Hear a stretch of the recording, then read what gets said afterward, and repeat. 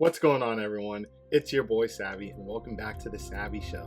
And in today's episode, before we get started, I need to talk about some of the things that I heard from you guys on the channel thus far, mainly about me tackling SCP-5000 and some of the stuff I'm going to do beforehand before I tackle that beast. So some of those stuff is I'm going to react to some of the SCPs that are affiliated with said SCP-5000. Some of you guys told me down in the description below there's a few that I should react to that were on my list, however they just got lost in the sauce, so I'm going to tackle a few of them. Some of them are probably older ones or new ones, so just keep that in mind of the SCPs I'm going to be reacting to going forward until I react to SCP-5000. And also, there are a few of you guys, I mentioned this multiple times earlier on in the stages of my channel, but you guys are still recommending me to react to Dr. Void, some of his SCP animations. I'll just say it now, I am not touching any of his reactions.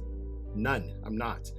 He has been striking other content creators. I don't know what his reasons is, have no idea, but I'm not taking the chance losing this channel, so don't really care. It doesn't matter what SCP it is, I'm just not going to risk it. It's not worth it. I hope you guys could understand that. I hope this will clear up the questions with me not reacting to his content, so just keep that in mind. I just want to let you guys know that so I won't just forget. So with that being said though, today's reaction, this is going to be SCP-914, the Clockworks. So this is one that I seen in multiple reactions. I forgot the one. I think it was in SCP-2000 DX Machine. I think this is where I actually found out about Clockworks. It was already on my radar, but me actually finding out information about it in an animation. So today we're going to dive deep. So far from what I've seen of it, it seemed pretty interesting. You guys told me it's a really cool one, and I'm happy to tackle it today. So with that being said, if you guys are excited for this animation reaction, please remember to smash that like button. It'll really help the channel grow. It takes less than a second, and it's free. It's free, so help the family out. Smash it for me if you do enjoy the reaction, and also smash that sub button if you're not already part of the family, and smash that bell so you can stay plugged with each and every upload. And let me know what you think in the comment section below, because I do listen to every single comment, honestly, and I take that in and I use that going forward, hence why I'm going to react to certain SCPs going forward. So that being said, you have something to share, let me know in the comment section below. So without any further ado, let's get this show started. Alrighty, SCP-914, the Clockworks. Let's go. Down in the depths of Facility 23, a group of scientists stand before a massive, rumbling piece of machinery. They all hold their breath as the gigantic mechanism suddenly stops. It's eerily quiet for a moment before a door slides open. The scientists crane their necks to see inside, to see what the result of their great experiment Shy was. These were some of the greatest minds in the SCP Foundation, but nothing could prepare them for what they had created. September 9th, 2008 was an unseasonably frosty day when Dr. Charles Gears, one of the SCP Foundation's most iconic scientists, parked his Honda Civic outside of what seemed like an innocuous government cold storage warehouse. He sipped his coffee and surveyed the building. Okay, so I remember him in the Serpent's Hand, that animation of Dr. Gears, and the people, the sisters, was multiple duplicates of his daughter. So I think that was from that animation, I believe, where we just found out about Clockworks, but we'll keep it pushing. Which he, along with about 100 others in total, knew to be Site-19, Facility 23. Why was Dr. Gears, former director of all Euclid-level containment at Site-19, here today? Because official testing was about to begin on SCP-914. Okay. The Foundation had acquired the machine now known as SCP-914 some time ago, but only after its recent reclassification to 914 had it been relocated to Facility 23. It must have been important, because the entirety of the facility was being repurposed for SCP-914 research. How do you just find a machine like that out of nowhere? Can you give us some background, please? Like you just found on the street? What's going on here? They were dealing with an immensely complicated piece of anomalous technology here, and the same question was on everybody's lips. What exactly does this thing do? Dr. Arthur Hackett, the facility director, had requested the cold, clinical assistance of Dr. Gears in providing the answer. Once he'd finished his morning coffee, Dr. Gears headed inside. The facility's security chief, Agent Alan Sedna, had been beefing up security at the building, and at least 2 mobile task force units were already on call in case anything happened. The first day of official testing is always a crapshoot. You might get a nice drink out of it, like with SCP-294, or you may get an XK-class end-of-the-world scenario. You never really know. All Dr. Gears knew, as he walked up the granite steps to the main entrance, was that he was already feeling exhausted. When you've Is this dude that out of shape, or is this the effects from this SCP? If it's not because of this SCP, I'm a little worried for his shape. He should not be, working right now. He should be running on a treadmill. Out of shape going up some stairs, B? dealt with anomalous objects and entities for decades on end, the sense of wonder and mystery begins to wear off, only to be replaced with a kind of tedium any office worker knows all too well. Everyone knew that Dr. Gears was devoted to the job, perhaps more than anyone else, but he approached the job with an emotionless effect. You wouldn't know from looking at him if he was thinking about the deadly anomalous creature in the next room, or what he was going to have for lunch that day. The doctor passed through security, and was briefed in the break room by Dr. Lucius Veritas, Director of Research at Site-19. He explained that the machine seemed to work in the absence of any power source. Its mechanical structure is similar to machinery from the Industrial Revolution, but it's exceedingly complex for something constructed in that time.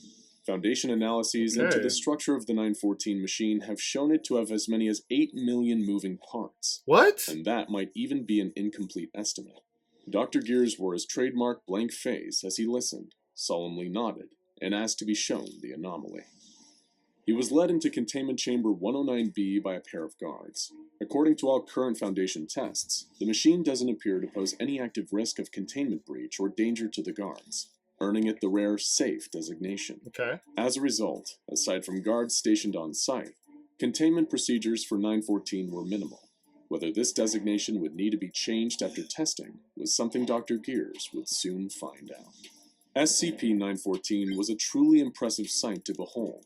A giant clockwork mechanism, taking up around 18 square feet, with an unfathomably complex combination of screw drives, belts, pulleys, springs, and gears. With over 8 million moving pieces. Where did you guys find this? Like, something like this crazy, you can't just be like, oh, we just got our hands on it, just, from out of nowhere. Like, I want to know, did it come from another group?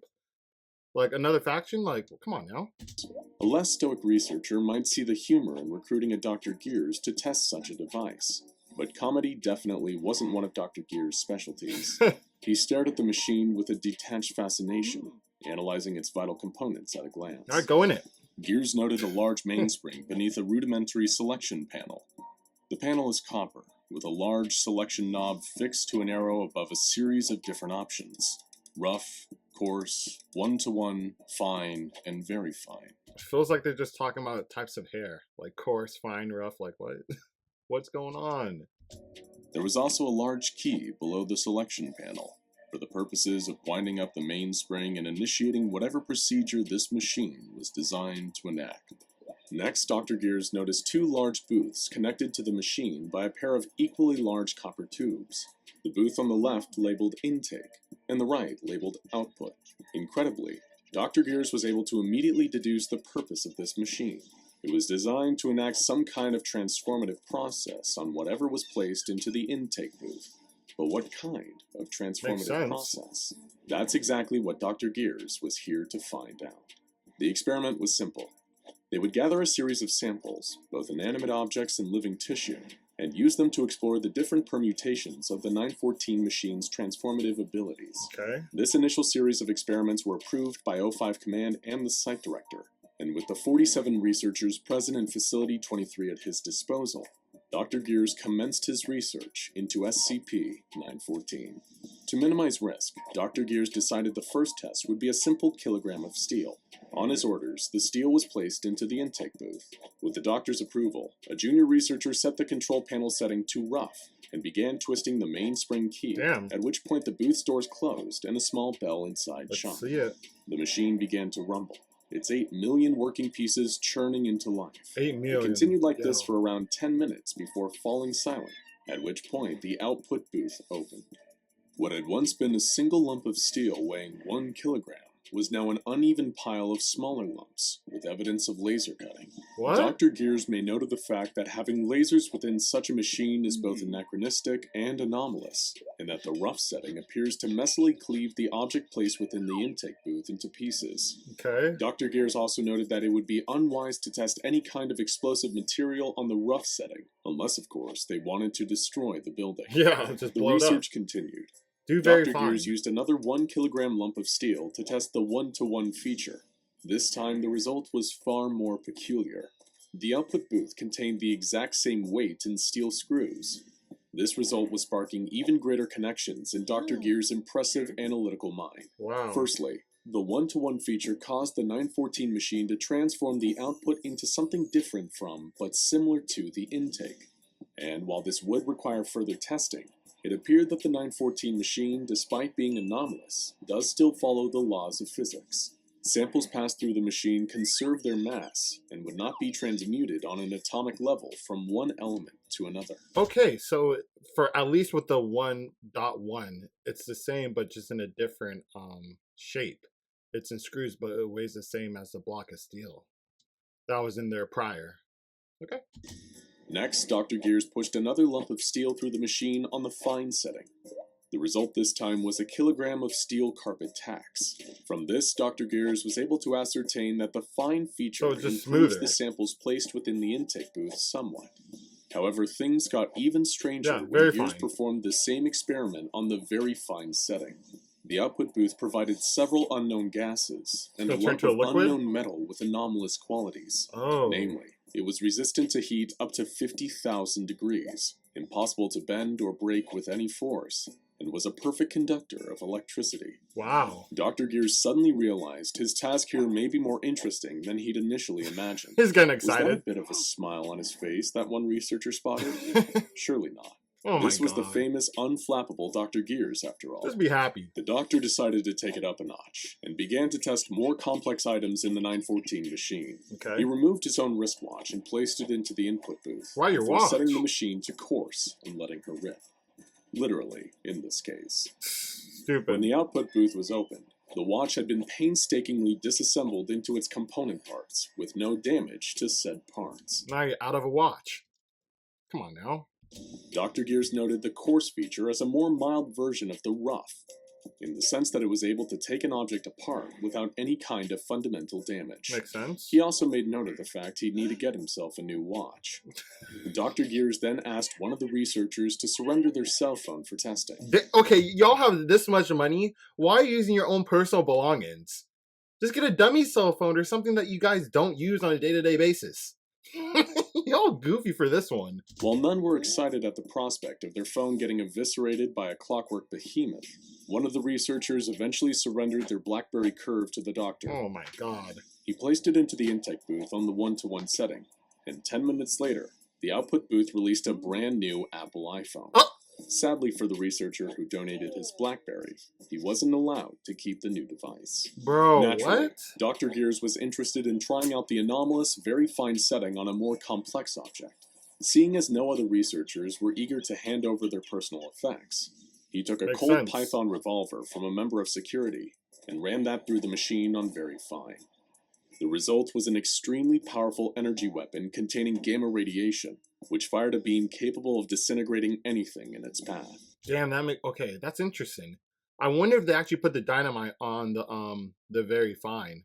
Would that give them like a little nuke? Oh my god. While the weapon's power was immense, it was also too dangerous and unstable to be added to the Foundation's armory for general use. Having collected a wealth of data from more complex objects, Dr. Gears was eager to move to the next stage. Bro, this is reminding me, after seeing that weapon, is making me feel like, I could be completely wrong, this is just my first impressions of what's going on. I feel like they probably got their hands on this Clockworks machine from SCP-1000, which is Bigfoot, from, the civilization, which was so much more advanced than regular human civilization. Like, they had weapons similar to that gun that was like a laser and everything. And I'm wondering, like, how did they, make that happen? Maybe they built this machine and they were able to transmute certain little objects into something greater. I could be wrong, but it's just a hypothesis. Live test subjects. While his fellow researchers had some reservations, the experiments pushed on, beginning with mice. A single white mouse was put into the intake booth on the 1-to-1 setting, and the machine was activated. The result 5 minutes later was an almost identical creature, save for the fact that it now had brown fur. Encouraged by the fact that the mouse survived the refinery process, Dr. Gears next applied for the use of 2 chimps in his SCP-914 experiments. Okay. The first chimp was run through the machine on the fine setting. Okay, thank you. The result was a chimp of human-level intelligence, who has since begun working for the Foundation under the alias Dr. Bobo, and the data from this test has been expunged from the official reports to protect Dr. Bobo's privacy. So that's the origins of the monkey agent and that we keep on seeing in the Foundation. Oh god, that's funny. The second primate test, this time on Ruff, was not quite as positive. That's messed up. The chimp was dismembered, with the mutilated corpse showing evidence of cutting from high heat and crushing. Why would you should know that's going to happen. It did the same thing with the metal. Why would you do anything on Ruff if it's a living organism? It only takes a guy with half a brain to figure that out. Come on now. Of course, everyone knew where these tests were eventually going. Dr. Gears requested 2 members of D-Class personnel for testing. The first was a 42-year-old Caucasian male weighing 108 kilograms and standing 185 centimeters tall. So if you push on very Dr. fine. Gears ran him through SCP-914 on the 1-to-1 setting, resulting in a slightly taller Hispanic man with a slightly lower body weight. He immediately became severely confused and agitated, and attempted to attack the guards present, leading to his unfortunate termination by Foundation staff. I would too. That's It weird. was on the final live test that tragedy truly struck. A 28-year-old Caucasian male was run through the machine on the highly anomalous, very fine setting. Okay, thank you. The result was an utterly nightmarish creature. So horrifying that the majority of the details on its physical appearance have been expunged from the report. The creature made a sudden escape, breaching the relatively minor containment procedures intended for the inert SCP-914. The escape? This highly dangerous creature killed 8 guards, as well as 2 senior researchers upon emerging from the output booth. Oh my god. A special response team was dispatched to take the creature down, but that proved harder than expected. SCP-914 had massively improved upon the human original, especially when it came to its killing ability. Damn. Eventually, it was captured, but the special response team suffered injuries and memory loss as a result of the creature's anomalous powers. The creature was also severely wounded, and its blood caused corrosive damage to the plumbing in Facility 23. The creature expired from its injuries several hours later, turning into a cloud of blue ash that blinded a nearby research team. Expired? So it died and it just goes up to a puff of smoke? What? Dr. Gears would later comment that the experiments were ultimately still a success, in spite of some minor hiccups. Testing on the device continues to this day in an effort to understand the full potential of the machine. Though, for obvious reasons, biological testing on the machine has since been forbidden, without direct authorization from O5 Command. After all, if an already dangerous SCP was ever subjected to the very fine transformation setting, we could be dealing with something beyond our greatest nightmares. That's so weird because the monkey was selling very fine and he came out really intelligent. So I'm assuming the very fine evolves whatever that is going in to that machine or makes it better than what it was before. I'm curious why they set a human on very fine and it turned into a monster. Wouldn't he, in turn with that logic, become like enlightened and be like more of a godly figure compared to like an evil creature? I could be wrong. Let me know what you guys think in the comment section.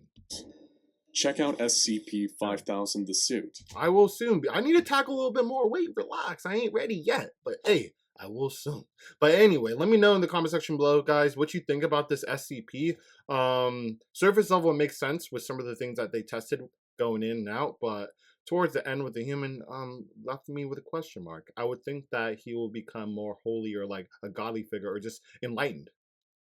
You know, wouldn't you think so? But oh well. If you guys enjoyed this SCP animation, please remember to smash that like button if you guys did enjoy it. And also remember, smash the sub button, join the family if you're not already part of it, and hit that bell so you can stay plugged for each and every upload. And unfortunately, that concludes today's episode. However, I'll catch you guys on the next one.